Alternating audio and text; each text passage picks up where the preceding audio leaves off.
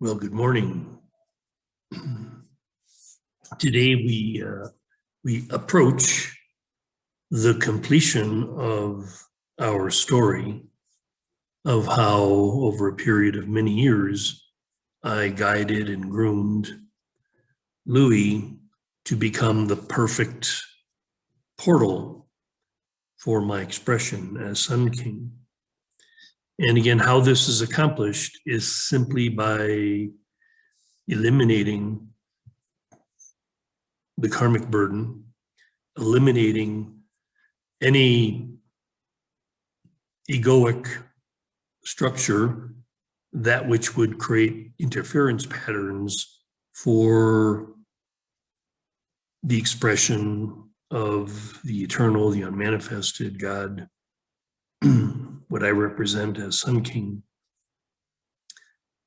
And so we start the talk today with this really very profound expression from A Course in Miracles that says, the holiest of all places is where an ancient hatred becomes a present love.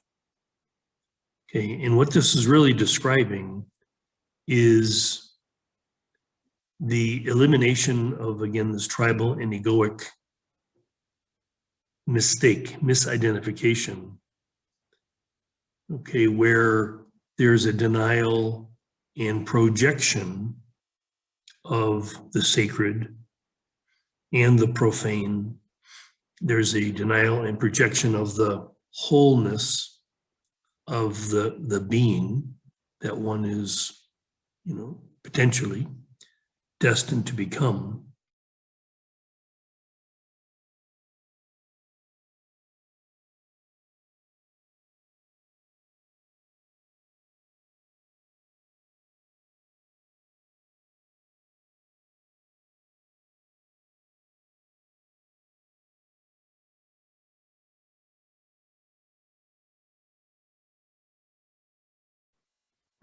Okay, whole and holy, these words share a similar root, a similar meaning. To become whole, okay? Louis talks about in his teaching, Conscious Living, that the goal is to become whole, happy, and free, okay? So a big part of this wholeness or freedom is freedom from the past. And then again, this is that karmic return. Stuff will come up, the karma comes up to be seen so it can be eliminated. And similarly, there's a freedom from the future that one does not need to plan or control events as if there were a desired future. Elimination of the future, elimination of the past allows the being to enter this presence, without interference patterns, being fully present, that the portal might be open, clear, clean, unencumbered. Again, we've seen so much in our study of a variety of spiritual teachers and how their remaining egoic tribal patterns affects the quality, the purity, the power of that which is channeled through them. Okay, I mean, every teacher is a potential channel or portal.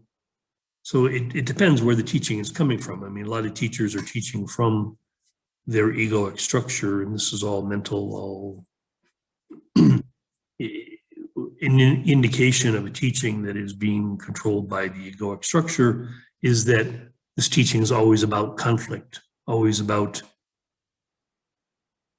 this versus that, right versus wrong. So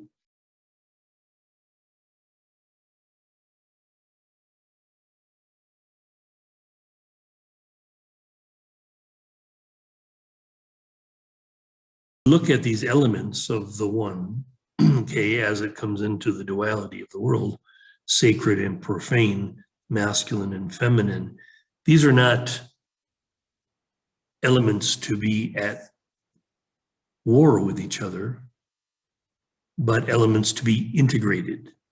Okay, to become whole in Louis' journey would mean to fully integrate the sacred and the profane, the divinity and humanity. And also specifically what we've seen recently, and this will be the completion piece, it has to do with completing the journey of the masculine and the feminine, okay? Okay, so when there is a denial and projection, okay, of say, the core hatred, this description, the line, holiest to all places, is where an ancient hatred becomes a present love. The ancient hatred was sort of the original sin, the original denial of one's wholeness, one's divinity, also denial of aspects of one's humanity. And then these are projected onto others. So typically in Freudian psychology, it's always the mother, the father, the core relationship. And then later in life, these same elements are projected onto others. So what we see in Louis' story in this completion piece is the completion of his relationship with the feminine, now represented by his wife, Suzanne, and the masculine represented by his father. And interestingly enough, Louis experienced deep levels of hatred with both of these individuals. Okay, again, they're just representing core aspects of Louis' own self that he would choose to reject and then project. So in this relationship I just described in our last session about the king's blessing that Louis first gave to his imaginary son, then shared with a group of brothers, and finally would share in a remarkable completion piece with his father. And this happened in 2005, just before Louis' father died. Louis went to visit, not really knowing how to, because he'd been plagued by this unfinished business, because even though he was receiving all kinds of spiritual knowledge, he still couldn't release the hatred that he felt for his father. And anyway, in the end, I've told this story before, or Louis did. It's here in the records. You can see the full-blown story, but it was a remarkable story where Louis was just showing up empty, not knowing how to do this completion piece. I gave it to him. It was remarkable, the blessing he could give his father. And so again, what he discovered was it wasn't that his father never was able to love him. He was never able to love his father. And so in this final moment, he gave his father an immense blessing of unconditional love. And this, of course, washed fully clean the karmic burden that Louis had been carrying for 50-something years, in spite of all of his spiritual knowledge. So similarly, Louis needed to do this completion piece with Suzanne, which of course a reflection of the mother, but this is just unfinished business with the feminine that Louis again had denied and projected. So to this end, I want to mention two different healers that Louis sought out. First, in the Minneapolis-St. Paul area, a woman by the name of Serena Stone.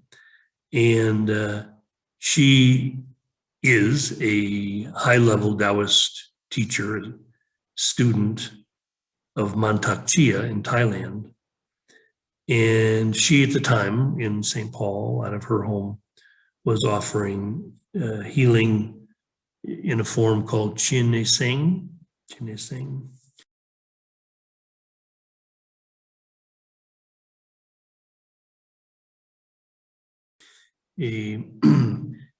deals with sort of like clearing the energy in the energy body, specifically in the belly, that is carried. And this again was Louis's dilemma that he had for years, especially in his marriage with Suzanne, experienced high-level problems in his core, his belly, acid reflux. So when he went to Serena to see about a period of healing with her, she knew right away that in order for Louis to heal, he would have to leave the marriage, which was aggravating the problem. And so it was a combination of doing some work with her, getting prepared to leave the marriage, because again, this was a dilemma for Louis, in part because of this core soul dilemma he had since his youth about not feeling a sense of home